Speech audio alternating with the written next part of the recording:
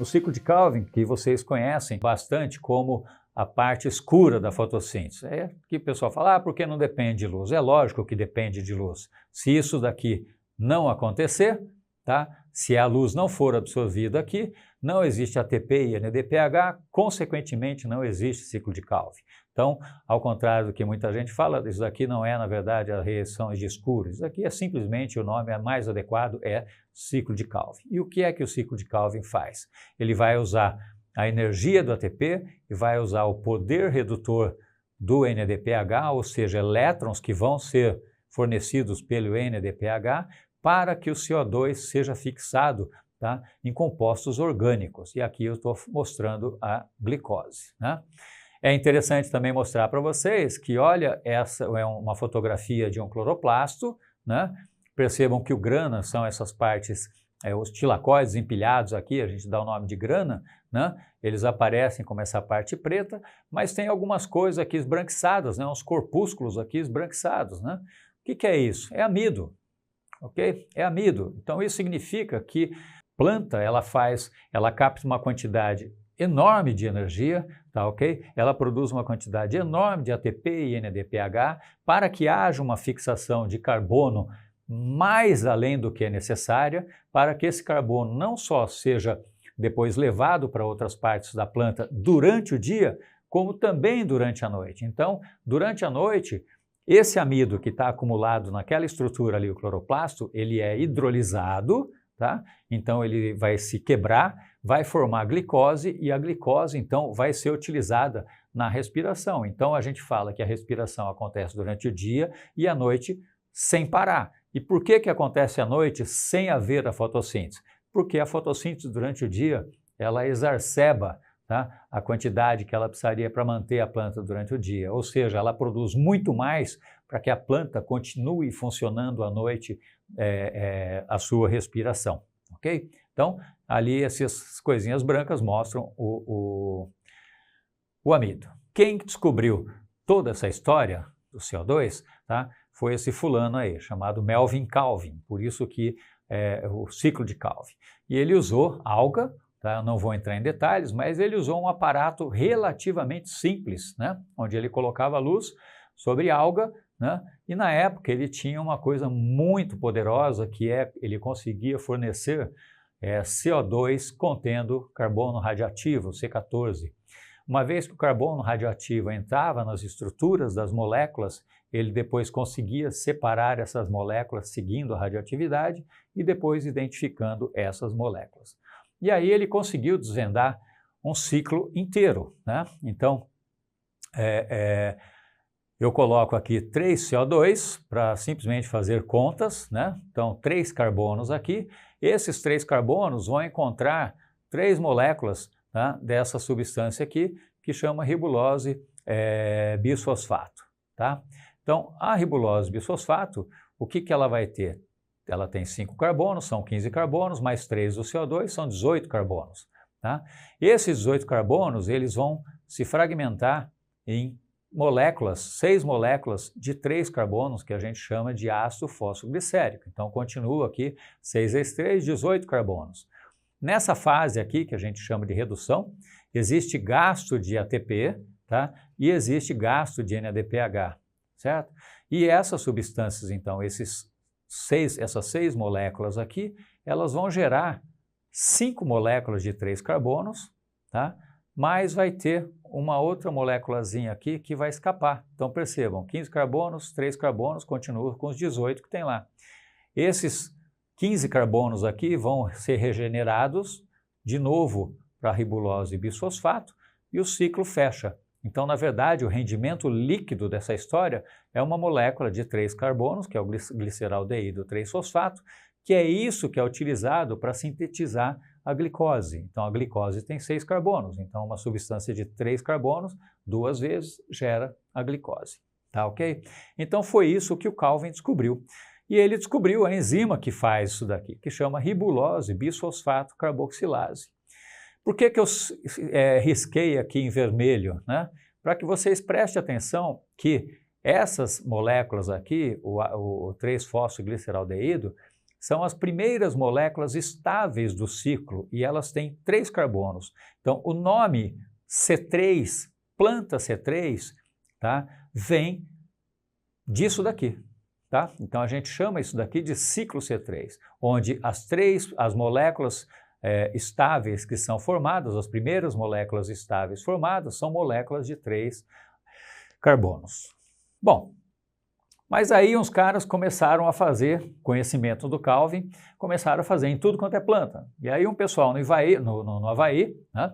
Então um australiano e um inglês, então o Marshall Hatt e o Charles Slack, eles descobriram que o negócio era diferente, não dava certo, não fechavam as contas, ok? Então aí eles foram estudar o que acontecia nesse tipo de planta. Primeira coisa que eles observaram é que a estrutura das folhas de uma planta dita C3 é diferente da estrutura de uma planta dita C4. Então, tomando como referência essa figurinha vermelha aqui, né, essa parte vermelha dessas figuras, aqui são os feixes vasculares. Então, aqui dentro está xilema e floema. Numa planta C3, eu tenho umas células que ficam circundando isso daqui. Então, a gente chama isso daqui de bainha vascular. Tá? E depois, percebam que esses pontinhos verdes não existem nessas células aqui. Então, significa que essas células não têm cloroplasto. Não tem cloroplasto, ok? Bom, e aí as plantas C4 são diferentes, né? Aqui está o feixe vascular, onde tem o floema e o xilema, e as células que formam a bainha vascular têm cloroplastos.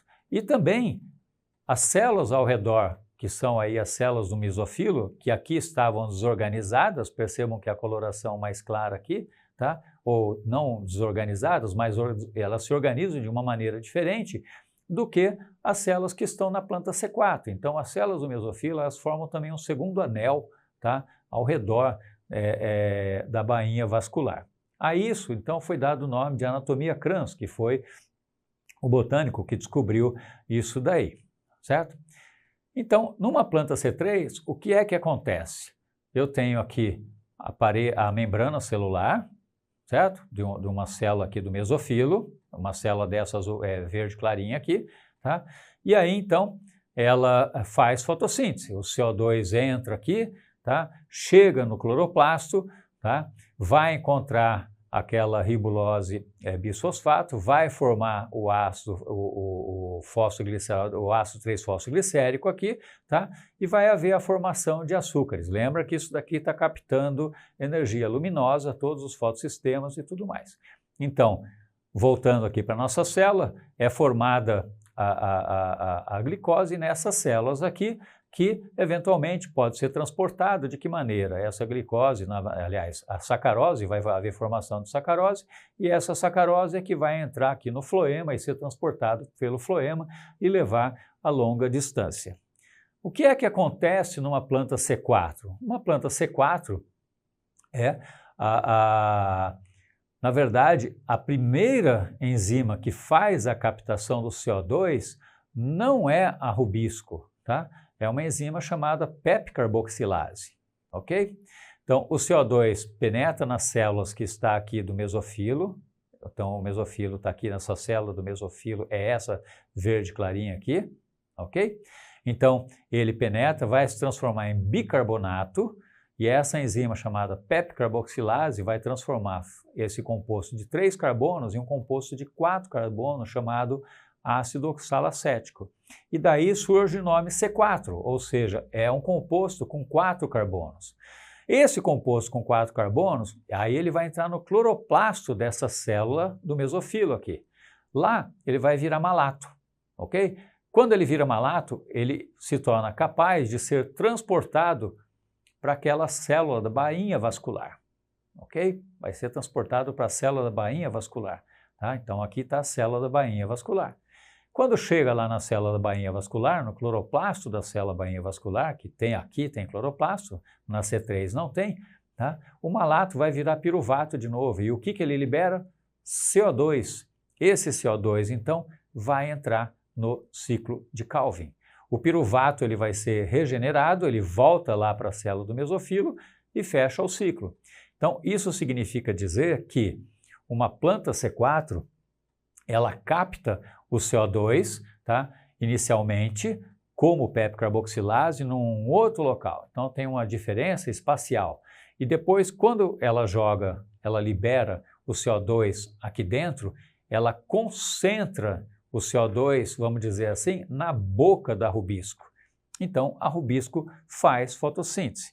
Fala assim, mas Paulo, você está me dizendo, então, que uma planta C4 também tem o ciclo de Calvin, que você falou agorinha há pouco ali naquele slide anterior, tá? Que também seria o ciclo C3? Sim, a planta C4 também tem o ciclo de Calvin, também tem o ciclo C3. A grande diferença entre uma planta e outra, tá, ok? É que isso gera uma concentração enorme de CO2 no local onde eu tenho a rubisco, aqui na célula da bainha vascular, ok? Então, isso é bastante diferente? Sim, muito diferente. Por quê? Porque a enzima rubisco, ela tem atividade de carboxilase, ou seja, ela consegue colocar carbono, tá, naquela estrutura de 5 carbonos na ribulose bisfosfato, na ribulose bisfosfato, tá, ok? Consegue colocar carbono nela, gerando então 2 moléculas de 3 carbonos, mas ela também consegue usar o oxigênio. E aí, quando ela usa o oxigênio, ela desperdiça a capacidade de fixar carbono. Aí isso daí é o que nós chamamos de fotorrespiração, tá, ok? Fotorrespiração. Tem a ver com a respiração, que é o uso de ATP? Não, a gente fala de fotorrespiração porque no processo, tá, existe liberação de CO2, nós vamos ver aqui para frente. Então, a rubisco, esse nome rubisco, ele vem do nome de ribulose, bisfosfato, carboxilase e oxigenase, certo? Oxigenase. Então, a gente tem uma quantidade enorme de oxigênio na atmosfera e bem menos de CO2, né? Bom, então vamos entender a fotorrespiração. Isso daqui é o ciclo de Calvin, ok? Então temos aqui o ciclo de Calvin, então vem 5 carbono, ribulose bisfosfato, pega um carbono aqui do CO2, tá? A atividade aqui da rubisco é de carboxilase, então ela vai formar os 2 compostos de 3 carbonos lá, o ácido 3-fosfoglicérico. E o ciclo fecha. Então isso é o ciclo de Calvin. O que acontece, né, é que quando a rubisco tem atividade de oxigenase, né, vem aqui com 5 carbonos, não é CO2, é oxigênio, e esses 5 carbonos, então, eles vão formar 2 compostos, um de 2 carbonos, que é o fosfoglicolato, e outro de 3 carbonos, que é o glicerato, 3-fosfoglicerato, que é igual a esse daqui. Esse daqui pode ser utilizado no metabolismo normal, mas a planta precisa se livrar do glicolato, porque o glicolato é um produto tóxico, uma substância tóxica ao metabolismo da planta. Para isso, tá? Então existe um sistema de eliminação do glicolato. Na eliminação do glicolato, né, existe o envolvimento de aminoácidos, 2 aminoácidos, serina e glicina, tá? E nesse processo, então, existe geração de CO2. Então é por isso que a gente chama de fotorrespiração, porque libera o CO2, mas logicamente não é igual a respiração como nós entendemos. E também existe um gasto de energia, ou seja, o ATP que é gerado lá naquela parte, nas reações de luz, tá? Nos fotossistemas, ele é gasto aqui, né? E uma outra coisa muito importante é que esses 2 aminoácidos aqui, sendo envolvidos nesse ciclo, eles vão fazer o quê? Eles vão segurar um nitrogênio que poderia ser utilizado pela planta.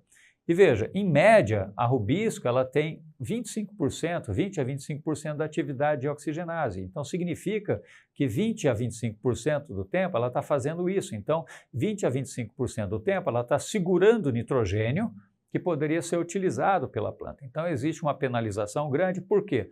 Porque libera CO2, então perde-se a oportunidade de fixar o CO2 na estrutura da planta e também fixa nitrogênio que não pode ser utilizado em outros locais dentro da planta, ok? Então, isso é a fotorrespiração.